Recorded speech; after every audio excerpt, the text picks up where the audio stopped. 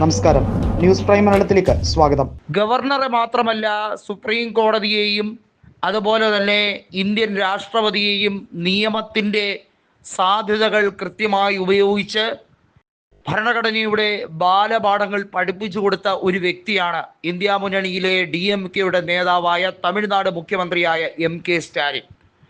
സ്റ്റാലിനെതിരെ പല രീതിയിലും BJP സഖ്യം വർഗീയ കൂട്ടുകെട്ടുണ്ടാക്കി പൊളിച്ചെടുക്കും എന്നൊക്കെ പറഞ്ഞുകൊണ്ട് നടക്കുകയാണ്. കാലം ഇത്രയുമായി ഇതുവരെയും ഒന്നും നടന്നു കണ്ടില്ല. അണ്ണാമലൈ ഒരുപാട് ശ്രമിച്ചു നോക്കിയതാണ്. അണ്ണാമലൈ ഒടുവിൽ വിദേശത്തേക്ക് വണ്ടി കയറിയതല്ലാതെ കാര്യമായി ഒരു ചലനവും ഉണ്ടാക്കാൻ കഴിഞ്ഞില്ല. കോയമ്പത്തൂർ ലോക്സഭാ സീറ്റ് പിടിച്ചെടുക്കുമെന്ന് അണ്ണാമലൈ പറഞ്ഞു. അത് BJPയുടെ ബാലികേറാമലയൊന്നുമല്ല.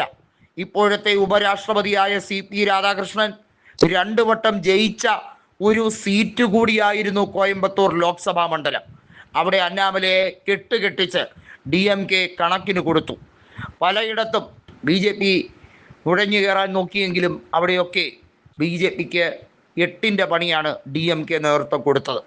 ഇപ്പോൾ തമിഴ്നാട്ടിൽ കരൂറിലെ ദുരന്ത സാഹചര്യങ്ങളെല്ലാം മറികടന്നുകൊണ്ട് ഇപ്പോൾ ഈറോഡിൽ വിജയുടെ റോഡ് ഷോ നടക്കുകയാണ്. വിജയ് DMK കടന്നാക്രമിക്കും. പക്ഷേ അത് DMKക്ക് ഫലത്തിൽ ദോഷമായി വരില്ല എന്നുള്ളതാണ് യാഥാർത്ഥ്യം. കോൺഗ്രസും DMKയും വിചാരിച്ചാൽ തമിഴ്നാട്ടിൽ വീണ്ടും അധികാരത്തിൽ വരാൻ കഴിയുന്ന സാഹചര്യങ്ങൾ തന്നെയാണ് ഇപ്പോഴും മുൻപന്തിയിൽ ഉള്ളത്. അത് നന്നായി അറിയുന്നൊരു വ്യക്തി തന്നെയാണ് തമിഴക വെട്രിക്കഴകത്തിൻ്റെ നേതാവ് കൂടിയായ ജോസഫ് വിജയ്. വിജയെ സംബന്ധിച്ചിടത്തോളം DMK നിലംപരിശാക്കി BJPയുമായി ഒരു സഖ്യത്തിന് സാധ്യതയുണ്ടോ എന്നൊക്കെ അദ്ദേഹം ചികഞ്ഞു നോക്കുന്നുണ്ട്. കാരണം കരൂറിലെ ദുരന്തം വന്നപ്പോൾ FIR ഇട്ട് ആ വിഷയത്തിൽ ദേശീയ അന്വേഷണ ഏജൻസികൾ വിജയിയെ ടാർഗറ്റ് ചെയ്യാതെ അദ്ദേഹത്തിൻ്റെ കൃത്യമായ ഇടപെടലിനെ കുറിച്ചൊക്കെ സ്തുതിച്ചപ്പോഴേ ആളുകൾക്ക് മനസ്സിലായി തുടങ്ങി വിജയിയെ BJP ഹൈജാക്ക് ചെയ്യാൻ പോവുകയാണ് എന്നുള്ളത്. സത്യത്തിൽ അവിടെ ജനങ്ങളെ നിയന്ത്രിക്കുന്ന കാര്യത്തിൽ വലിയ തോതിൽ അവിടെ വലിയ പാളിച്ചയാണ് ഉണ്ടായത്. അതിൽ തമിഴ്നാട് പോലീസും ഉത്തരവാദികളാണ് എന്ന രീതിയിൽ BJP നേതൃത്വം പല കഥകളും കെട്ടിപ്പൊക്കാൻ ശ്രമിച്ചു കൊണ്ടിരിക്കുകയാണ്.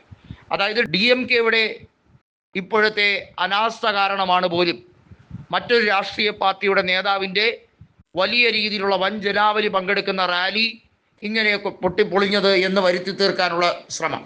നാണമാകുന്നില്ലേ എന്ന ചോദ്യം മാത്രമാണ് അവശേഷിക്കുന്നത്.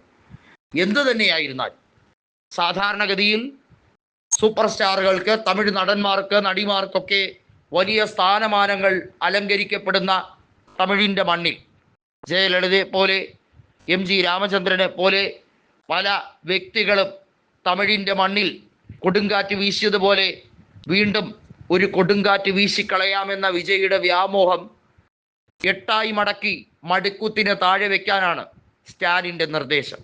സ്റ്റാലിൻ പറയുന്നു, RN രവിയെ പോലെ അതല്ലെങ്കിൽ ദ്രൗപദി മുർമുവിനെ പോലുള്ള വലിയ വലിയ സ്രാവുകളെ, വൻ സ്രാവുകളെ നേരിട്ട വ്യക്തിയാണ് താൻ എന്ന് ഉറപ്പിച്ച് പറയുമ്പോൾ അതിലുണ്ട് എല്ലാം.